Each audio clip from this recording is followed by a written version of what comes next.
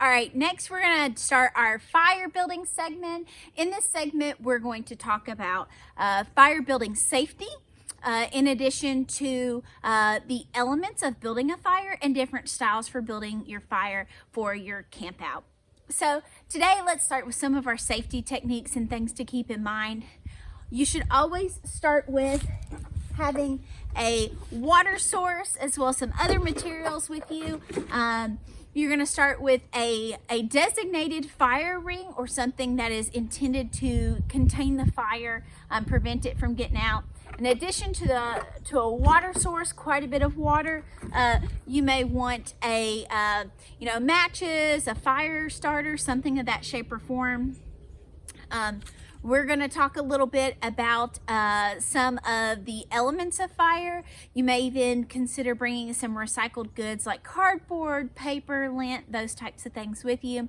Other safety things to keep in mind is you want to be away from other items. You want to be away from trees that are really close to your fireplace. You don't want to be too close to homes or tents or anything like that. You want to keep a far distance away from those tents. Those are some of the major things to keep in mind. Pay attention to terrain. You wouldn't want an area where someone might trip and fall and that be a fire hazard either. So those are a couple of our starter basic tips. Let's get started talking about the elements of fire, right? So there are 3 different elements to building a fire with different types of wood. First is going to be what we call tinder. Now, tinder is, essentially any type of natural objects, or it could be man-made objects that are going to light really easily. So here I've got some bark from like a cedar or pine tree. These would make really good starter elements. I also have broken up some small twigs. Now these should be, tinder is typically anything that is smaller than your pinky, the width of your pinky. So, breaking up some of that, making it nice and easy to use. So tinder is going to be the first part of your campfire. So we're going to place our pieces of tinder here in the center. You're going to want actually quite a bit of each of these steps. So, like I said, you want these broken up. These are all things that you can find just, in your yard and your campgrounds, wherever that you are camping. You're going to want lots of this fine, small stuff. Other elements that can be considered tinder would be dried leaves that are rather dry, somewhat on the brown side. These make for a good starter too. These are elements that are going to catch fast. They're not going to stay around for very long, but they are intended to give you a good little start to get your campfire started. Anything that is splintered does a really great job for tinder and getting started. I also brought some recycled goods from home. One of my favorite really easy ways to start a fire is with lint. However, and I've brought some lint with me, and this does a really nice job of being a fire starter. Other things that you might consider might be purchasing fire starters. Those work, of course, as well. There's a lot of different ones that are out there. Paper products are good too, and you can add as need be. Then you're going to have kindling. Kindling is that next step. We're going to go ahead and prepare. We've got our tinder down. We also want to go ahead and prepare our kindling so that it is prepared, ready to go. So we first start with our tinder, then we're going to add our kindling. Kindling are going to be items that are still pretty small. They're going to be preferably, about the size of our thumb. So still not very large in size. Even better is, wood that has been splintered or the bark has been revealed. Ideally, all of your campfire should be dry, right? So if it's been raining outside or really damp areas or really wet, that stuff is not likely going to catch very easily. So, keep that in mind, especially if you see that forecast. You may consider needing to buy some from home or buy some in that local vicinity and take it to your campfire or to your camping vicinity. So these that are splintered do a really nice job. We really like those. Great way to lay your kindling would be to lay it in a teepee type of fashion. Now we're not going to put just a ton of kindling at first because we do want to leave we want to leave some element of the tinder available. I've got some other, you know, twigs and things that I have found. These are going to be really handy. As you can hear, they are dry.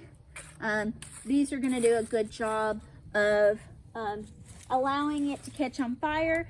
Ideally, gather your campfire, gather these things, or have someone helping you along at the exact same time, or beforehand, before you start this fire, because you want these things readily available. You don't want to lose that flame that you started so hard on to get started, so you want these things to be available. We've got a little bit going here. It may take us several tries, because building a campfire is not necessarily a science. You do have different aids like lighter fluid. Of course, we can use some lighter fluid if you're going to do that, or even petroleum jelly. There's some other items that are available. You know, saturate it a little bit in advance. Ideally, let it sit, let it soak into your items some. That's going to ensure that if you give a little bit of time to sit, that all those fluids are not going to burn off right away. While you're doing that, you can still continue to add some of your tinder and kindling items. Like I said, you're going to end up wanting to have these things available and ready to go. We're going to end up building our fire around these. So as this is setting, there's different types of campfires that you can build.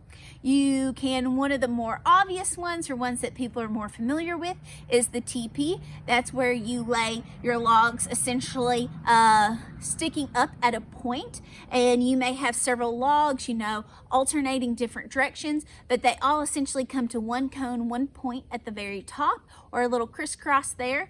You have another common one, which is the log cabin style. The log cabin style, which is the one that we'll be demonstrating today, is where you take logs and you place those larger fuel wood, and you're going to place those parallel to one another. So you'll set two, and then on top of those two, you'll set another two, and you go back and forth like this. You only need a couple of layers like that. Or finally, there's the pyramid. So each of these all have different benefits. You know, the TP one, stereotypical, does light really fast, but it takes a lot of management to keep it going. It keeps falling over, so you have to tend to your fire a little bit more. The log house does a great job of pretty much staying put once you get those logs settled, maybe a little bit of tending, and goes for a pretty good time, a moderate amount of time. The pyramid is essentially laying your largest logs on the bottom, maybe 4 or so wide, alternating a different direction, but placing, you know, 3 more smaller logs on top, maybe 2 more on top, 1, and they kind of gradually go up, placing your tinder on top of that with your kindling to get that to catch fire. So those are 3 primary types. For today's fire, we are going to be building a log cabin style. So with the log cabin style, you don't even have to have everything placed out super far apart, but I'm placing 1 log right here. I'm going to take my next kind of largest logs. I typically like to place my largest at the bottom, and I'm going to lay it, you know, a little distance away from it. We're going to make this nice and cozy, so that our other logs are going to place on top of that. I'm going to place the back one for the time being, but I do want the viewers to be able to see, so in the end I will place that last one that's going to go right there. Now that we have given our kindling and tinder a little bit of time, and we are going to continue to add to this once we get it started, but we're going to go ahead and get it lit. You saw how fast that took off. Now we want to continue to feed it with different items, different smaller items that are going to keep it going, because that's the one big thing, is we've got something started here, we don't want to lose it, right? So we're going to continue to put some of our small and moderate sized things. The small does a really great job of getting it starting, having something for it to feed off of, but they don't last for super long. So you're going to want to keep feeding your fire with pieces that it is going to continue to feed off of.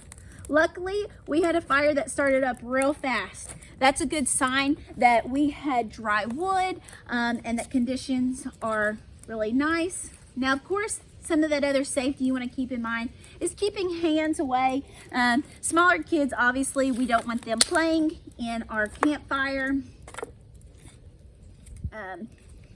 Maybe consider dedicating a particular log or a particular stick that can help you to move items around as you need to keep things going. I'm going to continue to add. As we continue to add, we can add a little bit more. We've got quite a bit of the Tinder and quite a bit of the Kindling, some smaller Kindling. We can start adding a bit more on the Kindling. Kindling is going to be more of your stick style size, not your twigs, but your sticks. These are going to help keep the momentum of the fire going before your fuel fire, which is your largest logs, for them to take off. I'd say we're getting a good little start now. I am going to go ahead and place this other log on here, and we'll be ready to cook our campfire meal here before long. All right. Great job, folks. Stay tuned because we can't wait to share our dinner plans for our cookout with you shortly.